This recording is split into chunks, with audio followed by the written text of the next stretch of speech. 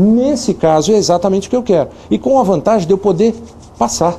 É tópico. Então eu aplico essa substância naquele local e deixo lá. Para cada patologia, para cada evento que eu quero ter, eu vou ter um tempo de exposição. Eu vou ter um tempo de manutenção dessa substância na pele. Para quê? Para que as células que eu quero absorvam. Então, seja ela de câncer, seja ela de uma queratose actínica, ou seja ela de uma célula fotoenvelhecida simplesmente. Se usa também esse método para fotorrejuvenescimento, para potencializar isso que nós estamos fazendo aqui. Eu posso simplesmente pegar a lâmpada, como vocês vão ver, colocar e ficar aplicando em você sem aplicar nada. Eu posso, para potencializar isso, eu posso aplicar essa substância, ela vai ser absorvida pelas células fotodanificadas, eu vou estimular e eu vou ter uma reação bem mais forte. Tá? E eu posso estar potencializando esse resultado. Isso já é uma outra coisa. Agora, quando eu faço esse tipo de coisa, vem aí o oxigênio, que é outra coisa importante. Eu não posso pegar um tecido que esteja totalmente sem oxigênio, sem irrigação e não tem oxigênio. Por quê? Porque quem vai resolver o problema nessa história toda é o oxigênio. O que acontece? Com a luz, eu coloquei a substância, ela entrou dentro da célula. Tá? Aquela parede danificada da célula fez com que ela fosse absorvida. Ela está lá dentro. E aí eu jogo a luz em cima dela com um determinado tempo, energia e tudo mais. Ótimo. O que aconteceu ali dentro?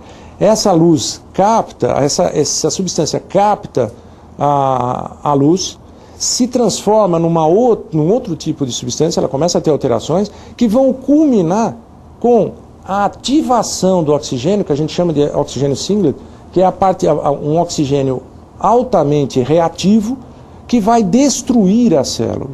Então o oxigênio é que vai ter aquele chamado efeito citotóxico.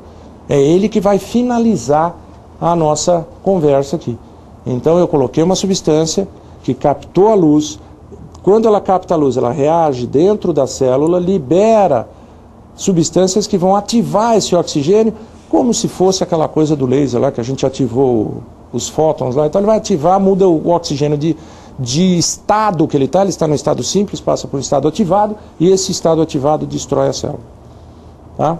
Então é uma coisa muito interessante que pode ser que vocês venham a ter contato. Então a terapia fotodinâmica ela está sendo amplamente difundida agora e expandida para vários tipos de tratamento, não só tratamento de certos tipos de câncer de pele, ninguém vai querer tratar um melanoma com esse tipo de terapia, nem mesmo um espino celular, a gente vai tratar um baso celular, uma queratose, tá? Mas até algumas outras coisas, uma disqueratose de Bowen, que aí já é um outro papo também, mas que faz parte da área dermatológica. E já estão pensando em fazer até em outras áreas mais profundas na pele, né? Não só na pele, mas aproveitar a estimulação para outros tipos de tumores também.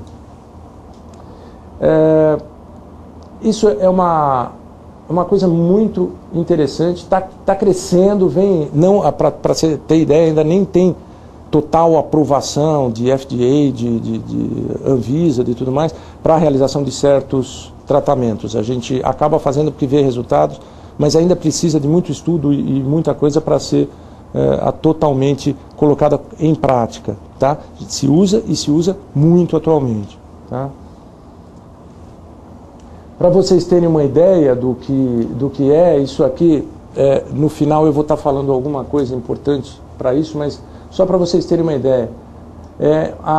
Isso são áreas de queratose actínica, tá? Na região do pescoço, após tratamento com a terapia fotodinâmica.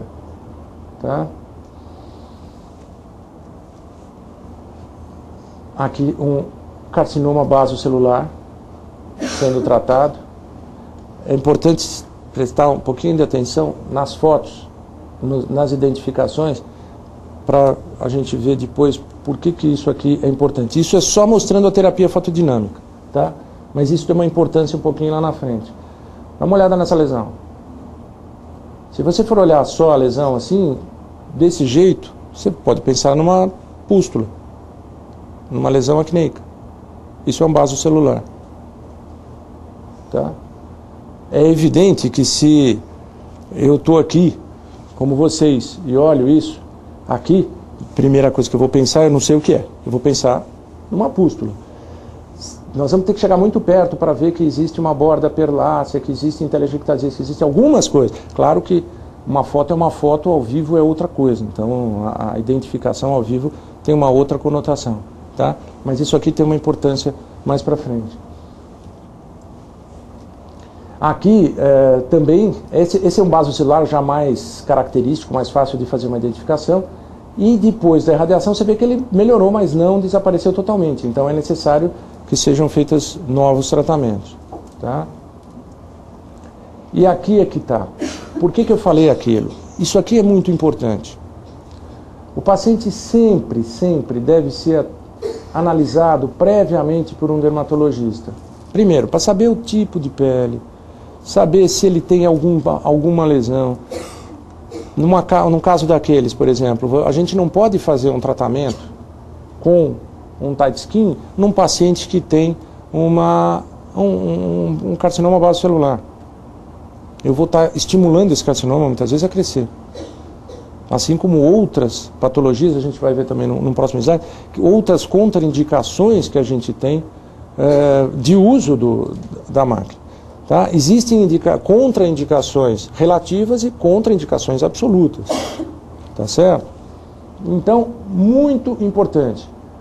Precisa ser feito uma anamnese completa, saber se ele tem alguma doença genética que impeça. Ele pode ter uma doença autoimune que gere produção de anticorpos, por exemplo, um lúpus.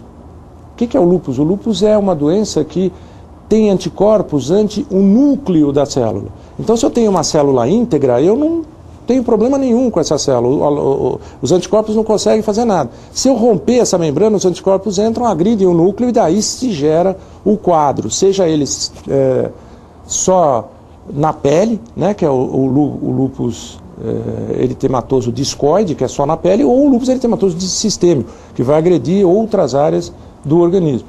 Porém, como é com o estímulo de luz, eu posso destruir uma célula, uma membrana de célula, tá? Que, como eu falei, pode ser uma coisa reversível, sem grande problema. Porém, se essa pessoa tem lúpus, eu vou estar induzindo aparecimento de lesões de lúpus. Então, eu não posso estar fazendo uma terapia com luz num paciente que tem lúpus eritematoso. Então, daí a necessidade de uma avaliação prévia de um dermatologista para ser utilizado a máquina. Então, as contraindicações que a gente vai ver, por exemplo, pacientes grávidas, é uma contraindicação, assim, aí é que entra a coisa de ser relativo ou não, né? O que pode acontecer de mal para o nenê, efetivamente? Nada.